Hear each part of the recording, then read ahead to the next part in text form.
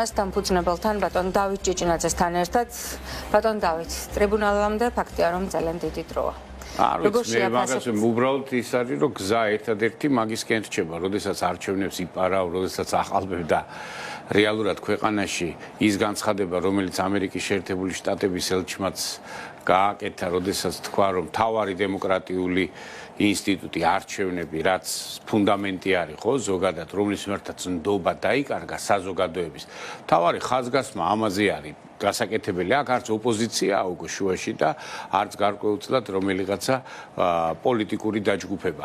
რეალურად ეს არის ის რითიც ხალხი ერთმანეთში რიგდებოდა გარკვეულწილად ეს არის ის მექანიზმი რომ საზოგადოება მშვიდად წყნარად ეგუებოდა ერთმანეთის არჩევანს ვინც მეტი იყო მიდიოდა და ქვეყანა ვითარდებოდა და ადამიანებს ძალიან ხშირად ჰქონდათ ხოლმე ხო კამათი პოლიტიკური მაგრამ ეს არ გადადიოდა არაფერში ჩვენ ვიცით ისტორიაში ესეთი შემთხვევები როდესაც ხელისუფლება აყალბებს არჩევნებს, მერე რა სტატუსს ღებულობს და შესაბამისად მერე ამ სტატუსს როგორ ებრძვის ცივილიზებული სამყარო. ყველანაირად ეხმარება საზოგადოებას, რომ დაიბრუნოს ხალხს, რომ დაიბრუნოს ხელისუფლება. ეს განცხადება ზუსტად პირველი არის არჩევნების შემდეგ, რომელიც შეერთებული შტატების ელჩმა უკვე გააკეთა ალბათ საკმაოდ სერიოზული ანალიზის შემდეგ ხალხის განწყობიდან გამომდინარე, იმიტომ რომ ამდენი ხნის განმავლობაში მათ ვერ შეძლეს, იმიტომ რომ ჩვენ კარგად ვიცით, რომ ჩვენი საზოგადოება, ჩვენი ხალხი ყოველთვის რეაგირებდა შეერთებული შტატების ელჩის და მათ საელჩოს და სახელმწიფო დეპარტამენტის ანგარიშებზე და განცხადებებზე და ამას ჰქონდა გავლენა. მიუხედავად ეხლა ამდენი ხნის ცდელობისა, რომ აი შედით პარლამენტში, არჩევნები რა მოხდა, არაფერი ისეთი დარღვევა არ იყო, ამან გავლენა ვერ იქონია. ანუ ერთადერთი რითიც განსხვავდება ზოგადად შეერთებული შტატების საერთოდ საბჭოეთისგან დემიდან, რომ ისინი ძალიან კარგად რეაგირებენ ხალხის განწყობაზე. და ზუსტად ეს არის გამოძახილი იმისი, რომ აი იმ კვლევებით, იმეებით, რომელიც ჩატარდა და დამტკიცდა, რომ ჩვენთან ხალხი არათუ უბრალოდ მოდურად არის მომხრე დასავლური ღირებულებების, არამედ შეგნებით არის და არავის არ აპატიებს, თუნდაც სრულიად დასავლეთის აი კაშკაშა ვარსკვლავიც კი გეუნებოდეს, რომ ის არის თუ ხალხს ის შეგრძნება არ აქვს. აი ეს არის ჩვენი ერის სიდიადე და ჩვენი ხალხის სიდიადე, ზუსტად რომ არავის არ აპატიებს, რაც არ უნდა კუმირი იყოს, რაც არ უნდა ის იყოს, არავის არ აპატიებს ღირებულებების დამახინჯებას. ანუ ეს გაითვალისწინებს. თუმცა ამ ფონზე მიუხედავად ამ აღიარებისა, რაც თქვა ქალბატონმა ელჩმა შედითო მაინც შედითო და მაინც თქვა რომ პროგრესია ის რომ 9 პარტია არის პარლამენტში ეს ერთი რაღაც ჩვენ ვხედავთ რომ ჯერჯერობით სანამ ბოლომდე მანდატები გაუქმებული არ არის მაგრამ საზოგადოებაში კიდე როგორი მოლოდინია რომ ის ვინც შევა დღეს ის იქნება ხალხის მოღალატე ხო ანუ პრაქტიკულად ის ამთავრებს თავის პოლიტიკურ ცხოვრებას. უკვე ან შედის ქართულ ოცნებაში. კი, ანუ ქართული ოცნებაც აღარ ქვია, იმიტომ რომ ქართული ოცნება ამ გუნდისთვის, ქართული ოცნების დარქმევა მე ვფიქრობ, იმ 2012 წლის არჩევანის გაკეთების შეურაცხყოფაა და იმ იმედების, როდესაც მასში ხალხს ჰქონდა რა, იმიტომ რომ იქიდან პრაქტიკულად არავინ არ არის დარჩენილი. თუ გადახედავთ თქვენ გინდათ რაიონულ, რეგიონულ ორგანიზაციებში, იქ ქართული ოცნების წარმომადგენელი არავინ არ არის. გადახედეთ, სია აიღეთ, უბრალოდ 13-14 ნუ ესეც პროგრესია, განახლებადი გუნდი ხო, განახლებადი კი, აი იქ რეგიონებში ანახლებენ და აი აქ ცენტრალურ აპარატში რატოღაც ვერ მივხვდნენ. და რატომ არ ახლდება ქართული? რა არის იცით, მე ვფიქრობ, რომ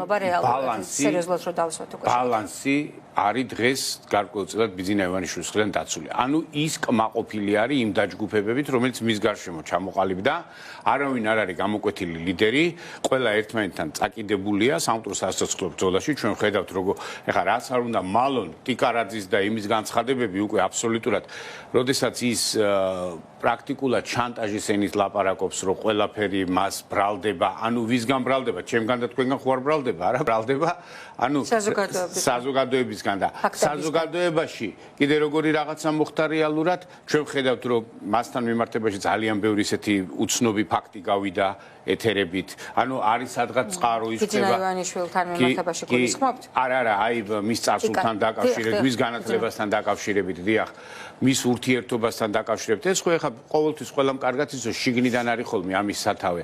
მე როგორ მოხდა? ტიკარაძე აღმოჩნდა ერთადერთი ადამიანი, ვინც პოზიტივი ქართული ოცნებიდან აი ამ კორონათი ვერ იპოვა, მხოლოდ ნეგატივი შეხვდა. დანარჩენებმა ყველა საინტერესო მიგნება. ყველა პოზიტივს ყველა მოიგო წააგო ტინკარაძემ. წარმოიდგინეთ რა, როდესაც პირიქით უნდა ყოფილიყო. ანუ როგორ შეიძლება ვინმე მოიგოს კოვიდით ზოგადად მაშინ როცა ის ინფიცირებასთან საავადმყოფოსთან და სიკვდილთან ასოცირდება ეს ერთი და მეორე ამ ჩაკეტვის ფონზე გადაწყვიტეს რომ რაღაცნაირად რაოდენობა შეემცირებინათ. რეალურად შეამცირეს ტესტირების რაოდენობა. სიკვდილიანობა სამწუხაროდ იგივე მაღალი ციფრები რჩება, მაგრამ დღეს რაც ყველაზე დიდი პრობლემა რა. დიღომში ვცხოვრობდა, რაც ხდებოდა იმ ტრასაზე, რომელიც კარფურისკენ და თბილისის მოლისკენ მიდიოდა, ეს იყო წარმოუდგენელი უმეცრება, ვერ გათვალა და ვერ გაითვალისწინა რა შეიძლება მოხდეს ორი დღით ადრე და ორი დღით მოლების გახსნა. რიგითი ადამიანების ინტერვიუები მაინც მოისმინონ, უბრალოდ საღი აზრი, ყველა იძახის ერთ რაღაცას, 20 მეტრიო 1 კვადრატულ მეტრზე თუ 20 კვადრატულზე ერთი კაცი, ყველა სალაროსთან ხომ მივდივართო, მე ანუ ერთი რომ მივა, მაშინ სალარო უნდა დამუშავდეს, მოლარე უნდა დამუშავდეს, ყველაფერი უნდა გამოიცვალოს. წარმოიდგინეთ, რამხელა აბსურდული. ბატონ დავით, რატომ გააკეთეს ასე? ვერ მიხვდნენ. რა არის იცით გარკვეულწილად მათაც ხო ეხლა დიდი მოლების უკან რეალურად ეხლა მფლობელების ყველამ კარგად ვიცით დიდი ბიზნესი თქოს რა თქმა უნდა ქართულ ოცნებასთან დაახლოებით ამ ჩაკეტილ თბილისში იყო კარფური საახალწლო ნობათი იქნებოდა თუ სასუსტოსაც ანუ მხოლოდ კარფური მუშაობდა და იქ იყიდებოდა და ნუ გუდვილში იგივე იყო აღდგომის პერიოდში წვრილი მაღაზიები ამას ვერ ახერხებდნენ ზოგ საუკრძალეს კიდე 25 დეკემბრამდე ამის გაყიდვა ანუ ეს ასეცილო პერიოდში თქვენ გახსოვთ საერთოდ ბაზრებიც დაკეტეს ყველაფერი დაკეტეს საკოლმე მეურნეო ბაზრებიც კი ჩაკეტეს უყოლები და მარტო კარფური ამუშავეს მაშინ და გახსოვთ ის ჯიბე თუ რაღაცა ახალი კომპანია ყველამ რო გაიგო ანუ რეალურად უკავშირდებოდა ოჯახს ოჯახური კლანის წინაშე ვართ მთელი ქვეყანა და აი ფასადურად თუ გულწრფელად არ ვიცი სწორედ ეს შეკითხვა მინდა დაგისვათ იხვეწება ხელისუფლება რომ ოპოზიცია შემოდით თუ უპასუხისმგებლობას დაგწამებთო ოპოზიციის ყოფნას ქართულ ოცნებასთან პარლამენტში როდის დაეკარგა აზრი როდესაც ყველამ დაინახა რომ ის გადაწყვეტილება ქართულმა ოცნებამ რომ უნდა ყოფილიყო საყოველთაო პროპორციული არჩევნები ბუნებრივი ბარიერით რომელიც 20 ივნისის ამბების მერე იქნა მიღწეული ის არ იყო პარლამენტში ჯდომით მიღწეული ის იყო ხალხის გარედან ზემოქმედებით მიღწეული და როდესაც ამას ოპოზიცია შიგნით დახვდა მერე რეალურად ჩვენ ნახეთ რომ ოპოზიციის პარლამენტში ყოფნა ქართული ოცნების არაფერს არ წარმოადგენდა და მიცემული დაპირება და ის რადგანაც მაშინ მას ეს ხიფათი აღარ ეგონა რეალურად მიუხედავად დაბალი რეიტინგისა ყველაფრისა გადააგდო მთელი საქართველოს მთელი პარლამენტი რა მინდა თქვა და ამიტომ დღეს ოპოზიცია ყველა ხდება უკვე იმიტომ რომ ხალხთან ურთიერთობა ვისაც აქვს ყველა თulis რომ იქ არ უნდა შეხვიდე ეს უკვე სამარცხვინო ადგილი გახდა სადაც უბრალოდ შენ პოლიტიკურ კარიერას დაამთავრებ ცოტა დრო გვაქვს და ამიტომ რამდენიმე კითხვა მინდა მოვასწროთ მოკლედ მიპასუხოთ თქვენს თუ შეიძლება თქვენ რომ საკმარისი ხმები მიგეხოთ და გადაგეალახათ თუნდაც ქართული ოცნების მონაცემებით ბარიერი იქნებოდით თუ არა დილემის წინაშე შესვლა არ შესვლის შესახებ აიც რა არის ახლა როცა გახავთ ისეთი პასუხები გამეცით გასაგებია ჩემს პასუხი მაგრამ აი პირდაპირ მითხარით კი თუ არა დადგებოდით თუ არა კითხვის შანი გეკავდათ თუ არა არც კი განვიხილავდი იმიტომ რომ ზოგადად საერთოდ ახლა პირდაპირ გეუბნებით რა მაშინაც როდესაც ოპოზიცია მიუხედავად იმისა რომ მე უჭერდი მაჟორიტარულ სისტემას მაგრამ ხალხი რო გადააგდო და ბოიკოტი გამოუცხადა მაშინაც გამოუცხადა ბოიკოტი და აღარ მივლია პარლამენტში მახსოვს სხვათა შორის ეს თქვენი ვაშკაცური გადაწყვეტილება იყო მასში ყველა ასე აფასებდა კიდევ ერთი შეკითხვა თქვენ ოცნებას შიგნიდან კარგად იცნობთ და იცით როდის მიდის და როდის მოდის ივანიშვილი ახლა არის პერმანენტულად მიდის საუბარი იმის შესახებ რომ ივანიშვილი ისევ აპირებს დატოვოს ოფიციალური პოსტი პარტია ქართულ ოცნებაში და ისევ ჩრდილოვან მმართველად გადაიქცეს ახლაც არის მაგრამ მუდმივ ესეთი არა ნუ უკვე არა საერთოდ ხო თავრობის ეხლა იმის მე თავმჯდომარე მაინცაა პარტიის და რა ინფორმაცია გაქვთ? მიდის და რატომ? რა არის იცით? მე ვფიქრობ, რომ თვითონ ლოგიკიდან გამომდინარეც უკვე რა, თავისი ფუნქცია აღარავინ საბრძოლველი არ დატოვა. მან როგორც ესეთი, აი რა ერთპარტიული ქართული ოცნების პარტიის თავმჯდომარე არ უნდა რომ იყოს? არა, სხვა რაღაცას ვიძახი. ანუ მან ის მოახერხა რაც ვერავინ ვერ მოახერხა რა საკუთარი თავის წინააღმდეგ ვერავის ვეღარ დააბრალებს ამიტომ უნდა გაიწესო რომ ვიღაცას დააბრალოს მთელი ოპოზიციის მობილიზაცია მოახდინა ანუ რასაც თვითონ იძახდა რომ აი შახმატისტი ვარ და კომბინაცია და რა ეს დაანგრე, იმიტომ რომ ყველა ხელისუფალი მეტნაკლებად ახერხებდა, ხო? ჩვენ გვახსოვს ნაციონალური მოძრაობის დროს ხან შეიყვანეს პარლამენტში, ხან როგორ იყო ეს პრობლემები, შევარდნაძის დროს როგორ მიდიოდა ის იმასთან ასლანაბაშიძე, ანუ ყოველთვის ყველას ყავდა მოთამაშე. ანუ პოლიტიკა მეტნაკლებად ბალანსდებოდა, ანუ იყო ანუ ნათელი მხარე, როგორც იზახდნენ მართველები ყოველთვის და მეორე ბნელი ოპოზიცია, მაგრამ და იყო კონსტრუქციული და ამ ადამიანმა მოახერხა ის, რომ აბსოლუტურად ეს ქვეყანა გაყო ორ ნაწილად. ადამიანებად, რომლებსაც უნდათ პროგრესი და არ გადახვევა იმ გზიდან, რომელზეც მიდიოდა ეს ქვეყანა და ვითარდებოდა და ცივილიზებული სამყაროს ნაწილი გვინდოდა გამختარიყავით და მეორე, ანუ მოსყიდული, დაბეჭავებული და უპრინციპო ადამიანების გუნდი. ანუ ამ ნაწილად გაყოდა, ეხლა თვითონაც ხო უყურებს იმ დეპუტატებს რო შეხვდები, ეხლა მოდით წარმოიდგინეთ, აი ეს ადამიანები, რომლებიც რისთვის სჭირდებოდა მას ეს კნოპკაზე ხელის დამჭერები, ხო? იმისათვის, რომ რეალურად რაღაცა კანონები და აღარავინ წინააღმდეგობას არ უწევს. აბსოლუტურად და ეხლა ამ ადამიანებთან ჯდომა, მისთვისაც ხო ინტერესი არ არის. იქ პარლამენტარებმა ფუნქცია დაკარგეს, ანუ რა აზრი აქვს ეხლა მათთან ლაპარაკს რა ის ყველაზე ისეთი ადამიანი, ჩემთვის სხვათა შორის გაცილებით უფრო მეტი სიმპათია მაქვს ამ ადამიანის მიმართ, დავით სერგეენკო. ასეთი განცხადება გააკეთა დღეს, მართლა გეუბნებით პარლამენტში ჯერ ასეთი მრავალფეროვანი კითხვები არ მომისმენია.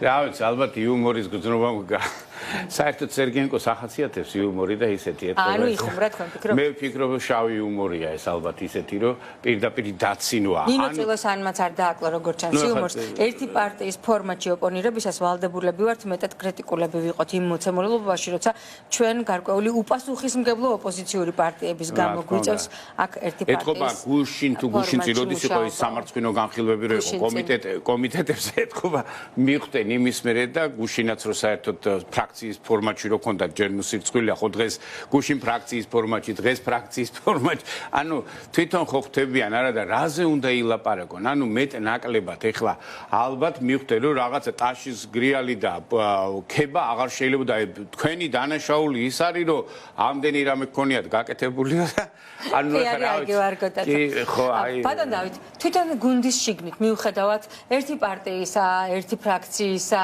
ერთი გუნდისა ერთი მინისტრთა კაბინეტისა რომელიც უცვლელია ისევ და როგორც ჩანს დამატებითი ადამიანების გაცნობა არ სურთ ამიტომ ურჩევნია ერთი და იგივე ერთადერთი სუვიძახი რაც შეიცვალა მხოლოდ თეატრულოკიანია პარლამენტში თქო აი ამის მიუხედავად თვითონ გუნდში არის ერთიანობა არ არის შიგნით თქვათ რეალური ოპონირება კამათი დისკუსია და მინისტრებს შორის ვიცით რომ არის გარკვეული დაპირისპირება ხო ჩვენ პირდაპირ ვიცით რომ კახარიას ბოლომდე არ ემორჩილება გომელა არავინ არ ემორჩილება მოდით ესე ვილაპარაკოთ კახარია არის ერთადერთი ფიგურა მე ყოველთვის ვიცახი რომ კახარია რატო დარჩა აი არც ეკონომიკის მინისტრი არ ემორჩილება არა ის ჩხარტიშვილის არის პირდაპირ თქვა ნათია თურნავა ჩხარტიშვილის არის აი იქიდან მოყოლებული შევარდნაძიდან მე ცოტა ხანი ბეჟუაშვილთან გადავიდა მე ისევ ჩხარტიშვილმა დაიბრუნა მასთან იყო იმ საპარტნიორო კონჩი. ზაკაშვილის დროსაც იგივე პოსტზე მუშაობდა მინისტრის მოადგილე. პირველი მოადგილე იყო, არ დაგავიწყდეთ. მოადგილეც იყო პირველი მაგიტო გეონებით. მერე გადავიდა იმაში ბეჟუაშვილების კომპანიაში გასულ, იმიტომ რომ ჩხარტიშვილი მაგ დროს გაქცეული იყო. სანამ ჩხარტიშვილს სააკაშვილთან დალაგებული ქონდა, მანამდე იყო. ნუ მოკლედ რა მნიშვნელობა აქვს? როგორ არა აქვს მნიშვნელობა? არა, მე რატო ვიძახი? ყველა მინისტრი გარკვეული დაჯგუფების წარმომადგენელია. ყველა იყრის მერე თავს ვინ ვისი წარმომადგენელი? ივანიშვილთან. ნუ ახლა ჩვენ სოფლის მეურნეობას და იმას დიდი ხანი კირვალიძე კურირებს და მაგას სააქეგისა და კირვალიძეს ვინ კურირებს? კირვალიძე ჭირდება თვითონ პირდაპირ არის ბიძინა ივანიშვილთან, იმიტომ რომ შეერთებული იმისა რომ ამის ციხეში გავიშვა. კარგით ეხლა ხო მეორე ფაქტია რომ დაატოვებინა პოსტიმერე შეპირდა მეურნეობასთან მიმართებაში მაგრამ გამტყუნდა და არ დაამტყუნა. თუმცა იქ არის მე რაღაც გარკვეულწილად რაღაც ინტერესები, რომელშიც მამაცაშვილის ინტერესები არის. და კირვალიძე და მამაცაშვილი ერთხელ რა თქმა უნდა, თავარი იქ მამაცაშვილი რაღაცა იქ როგორ შეიძლება. აქეთ არის ჩხარტიშვილის ინტერესები. ხო, აქეთ არის ჩხარტიშვილის ინტერესები, რომელსაც თავისი გარკვეულწილად ისინი გააჩნია. იქით არის კალაძის გარდა ჩხარტიშვილის ინტერესებში კიდე რომელი მინისტრია მოქცეული? ეხა მაგ ჩხარტიშვილს ეგ ყველაზე დიდი სამინისტროა. რო ავიღოთ რაც კი რამ იყო ენერგეტიკა, ყველაფერი იქ ჩადეს თვითონაც ვერთულიან ეხლა რო კითხოთ დარგები იქ მეტი რა პრივატიზაცია და ეგ ეხლა სიმართლე გითხრათ ეგ ყველაზე ნაკლებად აინტერესებდა საერთოდ ალბათ ეკთუმეთაყაიშვილის ხო ნუ ეგ ეხლა წარმოიდგინეთ დამოკიდებულება ზუსტად მაქიდან ჩანს რომ გაუშვი მოიყვანე ანუ არაფერს იმას არ თვლიან წარმოიდგინეთ ეხლა რამდენ იმიტომ რომ საქართველოს მეჭურჭლეთ უხუცესის სახელს რო უკავშირებს ახლა მინისტრი ბიძინა ივანიშვილს გასაგებია ახლა ერთადერთი ეხლა განათლების და კულტურაზე ვისაუბრეთ, ეკონომიკაზე ვისაუბრეთ, ენერგეტიკა დაგვჭა ეხლა ეს რა თქმა უნდა რკინიგზა და ისინი რომ საპარტნიორო ფონდი რომელიც გაყოფილი არის რა ეკონომიკის სამინისტრო ვერ აკონტროლებს ის მაინც ცალკეულად არის იმას საპარტნიორო ფონდი რასაც ქვია ანუ ყველაზე მნიშვნელოვანი რაც არის ეხლა ძირითადი ისინი ეგ პირდაპირ ფინანსთა სამინისტრო იცით ეხლა პირდაპირ თავის ძოზე ბახტაძეზე იყო მიბული ბახტაძე კიდე სად მიდიოდა როგორ იყო ეხლა პირდაპირ რო იტყვიან იმან ბახტაძე ამოვარდა პატრონი იქ დარჩა ეხლა მე პროკურატურა ცალკეა სასამართლო ცალკეა ანუ ეს ყველაფერი დაყოფილი არის ივანიშვილს პროკურატურა და სასამართლო კლანთან არის ასოცირებული ეს გასაგები ცალკე არიან ეგენი ერთი არ არიან იმიტომ რომ რო ავიღოთ ეხლა ჩვენ პრინციპში ხო იქ არის ლილუაშვილი თავისი იმითი და კალაძე ეხლა სხვათა შორის ძალიან კარგად არიან იმიტომ რომ მიუხედავად იმისა თავის ძოზე საკმაოდ დაძაბული ურთიერთობა ჰქონდათ, მაგრამ მეტყობა რაღაცნაირად ეხა პოლიტიკური დაჯგუფებები. საბოლოო ჯამში ეს ქსელი თავს იყრის ერთ კაცთან ბიძინაიშვილი. ვინმე დამოუკიდებელი არის მისგან? დასაბარაკოთ. თქვენ ეხა ეგ სერგეენკოს ხუმრობის ხასიათი ხო არ ახართ იმან რომ თქვა რომ თქვენ ჩემს იუმორზე რატომ გაგწევთ წარმოქმნა ბატონ მაგრამ კახაკალაძე თქვენ ფიქრობთ მეტნაკლებად დამოუკიდებელ თამაშს არ თამაშობს ის ერთადერთია ქართული ოცნების ისტაბლიშმენტში და ამ ვერტიკალზე ვინც თავისი გუნდის შექმნა მოახერხა რაც ვერ მოახერხა ვერც ერთმა პრემიერ-მინისტრმა კვირიკაშვილს ყავდა თავისი გუნდი მაგრამ გუნდი დარჩა კვირიკაშვილის სხვათა შორის აი ამ ნაწილ გადასახედიდან ყველაზე სწორედ მოიქცა, როდესაც მას ჰქონდა აი ესეთი რაღაც თავისი პირადი ინტერესებით და იმის დაკომპლექტების, არასოდეს ეგ არ გაუკეთებია და ცდილობდა ყველას პრემიერ-მინისტრი ყოფილიყო და მას არც გახარიას ისა არც გახარიას და არც ღარიბაშვილს. ღარიბაშვილის გუნდიც ვიცით რა იყო, კახური კლანი და ხო, ნუ იმიტომ და ეხლა გარჩენილი ხო არის გასულ ღარიბაშვილი ისევ ეხლა თავის ადგილას არის და ანუ მიმართულე მე გახარიას გუნდი თუ არსებობს. გახარიას გუნდი აი მეზრიშვილის განცხადება იყო ყველაზე ნიშანდობლივი და მაგი მინდოდა მე თქვა რომ მეზრიშვილი რო წავიდა გახარია რატოა დატოვებული მოდით ხა პირდაპირ ვთქვათ რა აი ხა რომ შეეცვალათ გახარია აი ამ კრიზისის პირობებში გაგანია პოლიტიკური კრიზისის პირობებში და ეკონომიკა იყო მაგრამ აი ამაში მართლა დასაფასებელია მათი გონება იმიტომ რომ ეხლა გახარიას ცვლილება და ახალის დანიშვნა რაც გახარიას დაემართება გაზაფხულზე კრიზისიდან გამომდინარე იგივე დაემართებოდა ახალ პრემიერ-მინისტრს ანუ რესურსი რაღაცა ცვლილების შემოტანის უკვე საერთოდ აღარ იქნებოდა ეხლა გახარიას მიათრევენ მე ვფიქრობ რომ აი კრიზისის ბოლო პიკამდე და მე ერთი ჩასუნთქვის საშუალება შეეცდებიან რომ როგორმე ადგილობრივ არჩევნებამდე მივიდეთ იმიტომ რომ ეხლა რომ ვიღაცა შეეცვალათ მათ აბსოლუტურად არანაირი ანუ თუ დაძაბულობა არ შეიქმნა ქვეყანაში ხო კრიზისიდან გამომდინარე ესენი მაქსიმალურად შეეცდებიან ჯერ კიდე შიდა დაპირისპირება გაათამაშონ მერე ანუ თქვენ ფიქრობთ რომ კრიზისი გარდაუვალია გაზაფხულზე რასაც შეეჭირება პრემიერ ვინ შეიძლება იყოს მომავალი პრემიერ-მინისტრი და თქვენ არ ვარაუდობთ გაზაფხულამდე ოპოზიციასა და ხელისუფლებას შორის რაღაცა ტიპის შეთანხმების მიღწევას არა გამორიცხულია იმიტომ რომ ეხლა საფუძველი რაღაცაზე შეთანხმების ნამდვილად არ არსებობს ერთ-ერთი რაც არის პირველი მოთხოვნა ეს არის თავარი ხო ადამიანელი საპარლამენტო არჩევნები და შემდეგ მასთან მიბული ეს ცვლილებები გაზაფხულზე იცით როგორ რაღაცა იქნება პასუხის შიგნით შესვლა უკვე იქნება ნუ საკუთარი ამ ხალხმა რო დაინახოს ეხლა რო არჩევნები გადადეს შენ გვერდზე და შეხვედი შიგნით ანუ სასოწარკვეთილებამდე უნდა მიიყვანო ადამიანები რომ ესე იგი ცვლილება აღარავის აღარ უნდა პოლიტიკური ელიტა გარიგდა ხალხის წინააღმდეგ თუმცა უარი ჯერ ბოლომდე არ უთქვამს პარტია მოქალაქეებს ალიკო ელისაშვილს და ნუ ეხლა იცით რა არის ჩვენ ხო ყველანი კარგად ხვდებით ეხლა თქვენ აი წინა სტუმართან ერთად როდესაც 100 კაციანზე ლაპარაკობდით ხო იყო პირდაპირ წერია როდესაც ეს მანდატები ამოეწურება პრაქტიკულად ეხლა კონსტიტუცია არაკონსტიტუციური ხდება, იმიტომ რომ 2/3 პირდაპირ წერია. ანუ ვინ იქნება გაზაფხულზე ახალი პრემიერ-მინისტრი? რა ინფორმაცია აქვს დავით ჭეჭინაძეს და დავასრულოთ? ვინ შეიძლება იყოს? მე ვფიქრობ, რომ რა ვიცი, კანდიდატები ხა თქვენ თვითონ ხედავთ, ვინც შეიძლება იყოს ისეთი, რომელიც ყველაზე დიდხანს ეს ალბათ თეა წულუკიანი შეიძლება იყოს, იმ თვალსაზრისით, რომ რაღაც ნაწილად აი ხა გადანახულია მთავრობაშიც არ ჩატოვეს. და მე ვფიქრობ, რომ შეიძლება კიდე მეტნაკლებად ალბათ უფრო იმ ჯგუფმა, რასაც ქვია დეიდაშვილის ხაზი, რომელიც არის პრაქტიკულად კიდე თავისი რაღაც მეტნაკლებად. ანუ კობახიძეს გამოიცხავთ?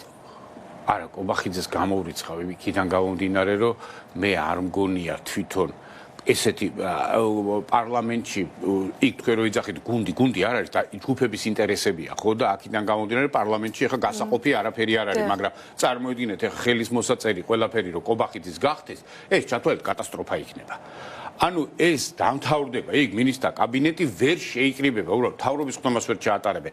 უმრავლესობის ხდომას ვერ ჩაატარებდნენ, ბიძინა ივანიშვილი რო არ უკაკუნებდეს ხელს ახლა, ხო ხვდებით, აი საპარლამენტო, იმდენად უინტერესო ადამიანია, ხო ხვდებით, არა და ახლა გასაგებია პარტიის თავმჯდომარედ შეიძლება გაიყვანო, მაგრამ პრემიერ-მინისტრად მე ვფიქრობ, ну ახლა თუ მაშინ თუ კიდე ახალი ოპოზიციის გაჩენა და თუ კრიზისი მომდა. ვერსია ასეთია. კი, ხო, აი მაშინ შეიძლება დანიშნო. უბრალოდ ახლა მე რესურს ვერ ხედავ თვითონ ამ ადამიანში, იმიტომ რომ პრემიერ-მინისტრი არ შეიძლება ახლა იყო კონფლიქტური ადამიანი, ესეთი ვერსია თქვენი თეატრულკიანია. არა, თეატრულკიანი, რა ვიცი, შეიძლება ლილუაშვილის ვერსია წამოვიდეს, კალაძე ლილუაშვილის კლანიდან გამომდინარე. ანუ არის ეს პოტენციალი, აი ესე რომ თქვა ძველებში არის კიდე დარჩენილი, მაგრამ აი რასაც ქვია იმიტომ რომ აქედან რა არის, იცით, ადგილობრივი არჩევნებისთვის თეატრულკიანთან მაინც ბმა აქვს ძველ ქართულ ოცნებას, რასაც ყოველთვის ცდილობენ რომ მაქსიმალურად გაათამაშონ, ჯერ ღარიბაშვილით იყო, იმით იყო და ამიტომ ეგ ვერსია მაინც არსებობს ალბათ, მაგრამ ის რომ გახარიას აუცილებლად შეწირავენ კრიზისს, ეს ფაქტია, იმიტომ რომ მეზრიშვილის წასვლა და მისი განცხადება პირადი მადლობა ეს იმას ნიშნავდა, რომ გახარიას იქ პრაქტიკულად უკვე აღარაფერი აღარ აქვს, რო იტყვა. ანუ რა იყო კანცელარის სამთავრობო პრემიერის კანცელარის უბრალოდ ანუ მეზრიშვილზე საუბრობთ. ხო, არა, რატო ვიძახი, რომ ანუ ხელის მოწერის უფლებაც კი ჩამოერთვა. იქ კანცელარია ხო საბუთებს, დროებს, ალაგებს, რომელი კანონი გავიდეს და ანუ რათია უფრო თავმოყარი აღმოჩნდა ვიდრე ბევრი ქართულ ოცნებაში და აღმასრულებელ ხელისუფლებაში. დიდი მადლობა. ბატონ დავით ჭიჭინაძეს მისი თან საინტერესო ინფორმაციებისთვის, რომელიც გავგვიზიარა. რა თქმა უნდა, ბევრი მათგანი ვარაუდია, ბევრი გადამოწმებელი, მაგრამ ეს პოლიტიკოს დავით ჭიჭინაძის ინფორმაცია და მოსაზრებებია. მადლობა რომ გვიყურებთ 6 საათიანი საინფორმაციო დასრულების შემდეგ. ჩვენ ისევ დავბრუნდებით ეთერში